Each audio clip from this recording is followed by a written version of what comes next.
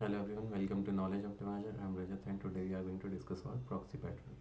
So again, it is a structure design pattern. So from the name only you can guess in this we are using something as a proxy since it is object structure design. So basically we are just using object proxy in this case. So consider the case whenever you have to do lazy initialization or the things are not loading.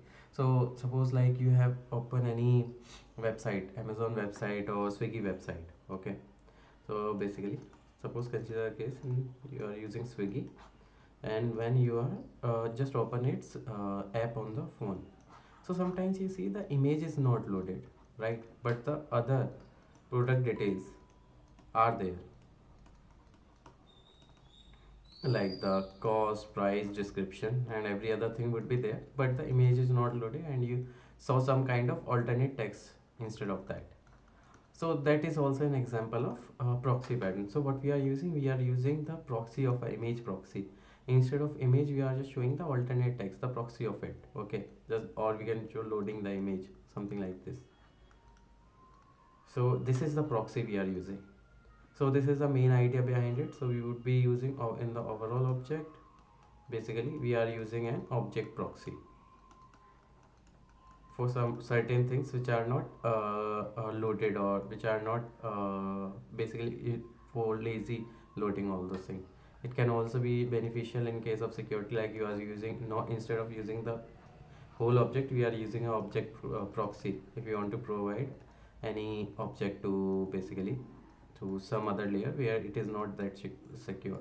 So there are many use cases of proxy pattern. So we'll explain the same through code. So what we have done here is we have created a product, display product details, just an interface for that. Then there is a concrete product we have created. Okay, this is the concrete product ID, product name. Then product image is another object which we have created, just image path, and it is kind of displaying, in case of displaying image, it is loading image from there. Okay, now there is a proxy we have created, the image proxy. Basically, image object proxy, image product proxy, you can think of it. Now it contains a concrete project. Then these are some extra details it had. Okay. First of all, it will just basically if the only initialization it will do, and the we are doing here the lazy loading actually. So it's not the part of proxy actually. We just are doing a lazy loading in case if object is null, kind of you can think of it as a, yeah, slave reading, nothing else. So we are creating a concrete program, then running this display product details.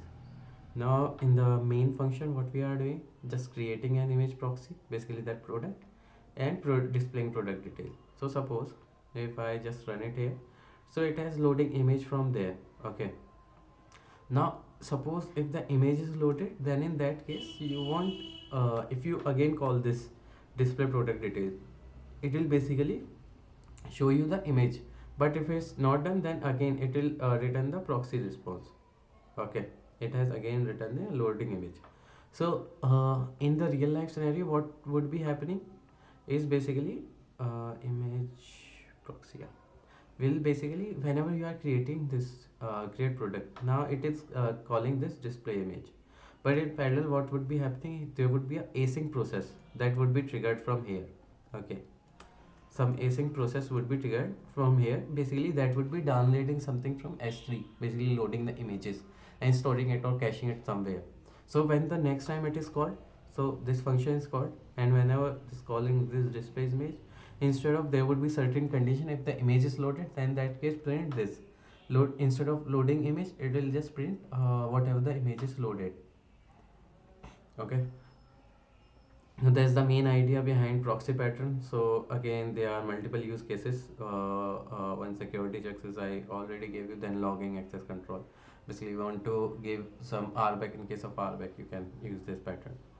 So structure looks like this only. So there would be client that would be calling this interface. Now there would be a proxy for that particular object, and the actual object would be accessible through that proxy. Uh, that's all from this video. Let me know if you still have any doubt. And till then, thanks for everyone, and please like, share, subscribe.